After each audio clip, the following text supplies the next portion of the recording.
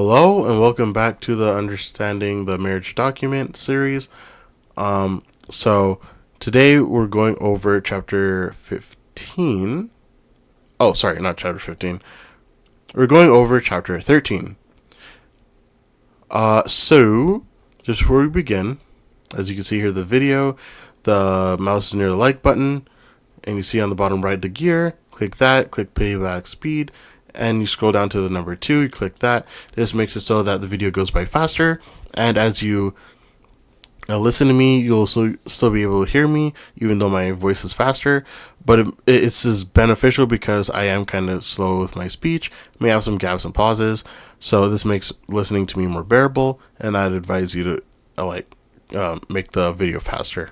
So anyway, continuing on, domestic training. Preparation for marriage is an essential part of education. Upon no account should the marriage relation be entered upon until the parties have a knowledge of the duties of a practical domestic life. The wife should have culture of mind and manners that she may be qualified to rightly train the children that may be given her.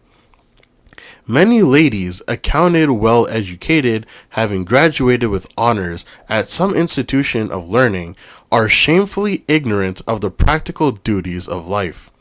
They are destitute of the qualifications necessary for the proper regulation of family, and hence essential to its happiness. They may talk of women's elevated sphere and of her rights, yet they themselves fall far below the true sphere of women. It is the right of every daughter of Eve to have a thorough knowledge of household duties, to receive training in every department of domestic labor. Every young lady should be so educated that if called to fill the position of wife and mother, she may preside as a queen in her own domain. She should be fully competent to guide and instruct her children and to direct her servants, or, if need be, to minister with her own hands to the wants of her household. It is her right to understand the mechanism of the human body and the principles of hygiene, the matters of diet and dress, labor and recreation, and countless others that intimately concern the well-being of her household. It is her right to obtain such a knowledge of the best methods of treating disease that she can care for her children in sickness instead of leaving her precious treasures in the hands of stranger nurses and physicians. The idea that ignorance of useful employment is an essential characteristic of the true gentleman or lady is contrary to the design of God in the creation of man. Idleness is a sin, and ignorance of common duties is the result of folly, which afterlife will give ample occasion to bitterly regret. Young women think that it is menial to cook and do other kinds of housework, and for this reason many girls who marry and have the care of families have little idea of the duties devolving upon a wife and mother. Menial, meaning unskilled, lowly, low grade, low status, routine, humdrum, boring, dull, degrading, mean, inferior, unworthy, which is the opposite of noble, elevated, skilled. It should be a law that young people should not get married unless they know how to care for the children that are brought into their family. They must know how to take care of this house that God has given them. Unless they understand in regard to the laws which God has established in their system, they cannot, talking about system talking about the body system, the body functions. They cannot understand their duty to their God of themselves. Domestic training should be in the college curriculum. The education which young men and women who attend our colleges should receive in the home life is deserving of special attention. It is of great importance in the work of character building that students who attend our colleges be taught to take up the work that is appointed them. Throwing off all inclination to sloth, they need to become familiar with the duties of daily life. They should be taught to do their domestic duties thoroughly and well, with as little noise and confusion as possible. Everything should be done decently and in order. The kitchen and all parts of the building should be kept sweet and clean. Books should be laid aside till their proper season, and no more study should be taken than can be attended to without neglecting the household duties. The study of books is not to engross the mind to neglect the home duties upon which the comfort of the family depends. In the performance of these studies, careless, neglectful, disorderly habits should be overcome, for unless corrected, these habits will be carried into every phase of life, and the life will be spoiled for usefulness. A knowledge of homemaking is indispensable. Many of the branches of study that consume the student's time are not essential to usefulness or happiness, but it is essential for every youth to have a thorough acquaintance with everyday duties. If need be, a young woman can dispense with a knowledge of French and algebra, or even of the piano, but it is indispensable that she learn to make good bread, to fashion neatly fitting garments, and to perform efficiently the many duties that pertain to homemaking. Indispensable means essential, crucial, necessary, key, vital, needed, required, important, all important, called for, vitally important, life and death, imperative, mandatory, compulsory, acute, pressing, significant, urgent, compelling, high priority, etc., etc. Continuing on, to the health and happiness of the whole family, nothing is more vital than skill and intelligence on the part of the cook. By ill-prepared, unwholesome food, she may hinder and even ruin both the adult's usefulness and the child's development. Or by providing food adapted to the needs of the body, and at the same time inviting and palatable, she can accomplish as much in the right as otherwise she accomplishes in the wrong direction. So in many ways, life's happiness is bound up with faithfulness in common duties. Give attention to the principles of hygiene. The principles of hygiene as applied to diet, exercise, the care of children, the treatment of the sick, and many like matters should be given much more attention than they ordinarily receive. In the study of hygiene, the earnest teacher will improve every opportunity to show the necessity of perfect cleanliness, both in personal habits and in all one's surroundings.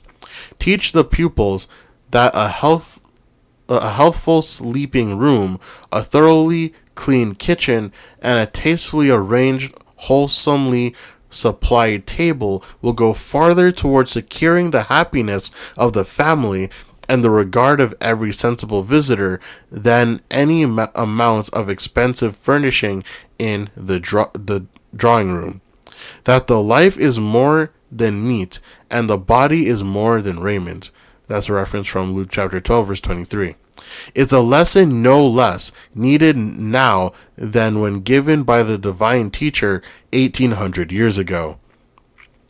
A young lady counseled to acquire habits of industry. You have peculiarities of character which need to be sternly disciplined and resolutely controlled before you can with any safety enter the marriage relation. Therefore, marriage should be put from your mind until you overcome the defects in your character. For you would not make a happy wife. You have neglected to educate yourself for systematic household labor. You have not seen the necessity of acquiring habits of industry. The habits of enjoying useful labor, once formed, will never be lost. You are then prepared to be placed in any circumstances in life, and you will be fitted for the position. You will learn to love activity. If you enjoy useful labor, your mind will be occupied with your employment, and you will not find time to indulge in dreamy fancies. Knowledge of useful labor will impart to your restless and dissatisfied mind energy, efficiency, and a becoming modest dignity which will command respect. Value of practical education for girls. Many who consider it necessary for a son to be trained with reference to his own future maintenance seem to consider it entirely optional with herself whether or not their daughter is educated to be independent and self-supporting. She usually learns little at school, which can be put to practical use in earning her daily bread, and receiving no instruction at home in the mysteries of the kitchen and domestic life. She grows up utterly useless, a burden upon her parents. A woman who has been taught to take care of herself is also fitted to take care of others. She will never be a drug in the family or in society. When fortune frowns, there will be a place for her somewhere, a place where she can earn an honest living and assist those who are dependent upon her. Women should be trained to some business whereby she can gain a livelihood if necessary. Passing over other honorable employments, every girl should learn to take charge of the domestic affairs of home, should be a cook, a housekeeper, a seamstress. She should understand all those things which it is necessary that the mistress of a house should know, whether her family are rich or poor. Then, if reverses come, she is prepared for any emergency. She is, in a manner, independent of circumstances. A knowledge of domestic duties is beyond price to every woman. There are families without number whose happiness is wrecked by the inefficiency of the wife and mother. It is not so important that our daughters learn painting, fancy work, music, or even cube root or the figures of rhetoric, as that they learn how to cut, make, and mend their own clothing, or to prepare food in a wholesome and palatable manner. When a little girl is 9 or 10 years old, she should be required to take her regular share in household duties as she is able, and should be held responsible for the manner in which she does her work. There was a wise father who, when asked what he intended to do with his daughters, replied, quote, "I intend to apprentice them to their excellent mother, that they may learn the arts of improving time and be fitted to become wives and mothers, heads of families, and useful members of society," end quote. The prospective husband should be thrifty and industrious. In early times, custom required the bridegroom, before the ratification of a marriage engagement, to pay a sum of money or its equivalent in other property, according to his circumstances, to the father of his wife. This was regarded as a safeguard to the marriage relation.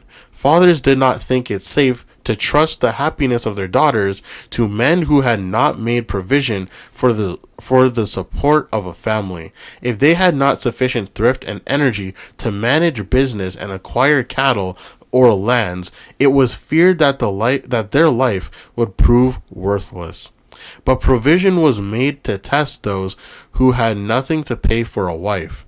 They were permitted to labor for the father whose daughter they loved, the length of time being regulated by the value of the dowry required. When the suitor was faithful in his services and proved in every in other respects worthy, he obtained the daughter as his wife, and generally the dowry which the father had received was given her at her marriage.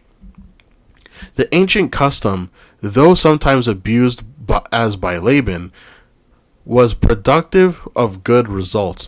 When the suitor was required to render service to secure his bride, a hasty marriage was prevented, and there was opportunity to test the depth of his affections, as well as his ability to provide for a family.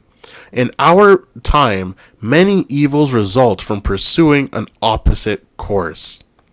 No man is excusable for being without financial ability. Of many a man, it may be said, he is kind, amiable, generous, a good man, a Christian, but he is not qualified to manage his own business. As far as the outlay of means is concerned, he is a mere child. He has not been brought up by his parents to understand and to practice the principles of self-support. So this will be the end of part 3, which is dealing with chapter 13 of domestic training. Next video should be chapter 15, solemn promises. And I'll see you guys later.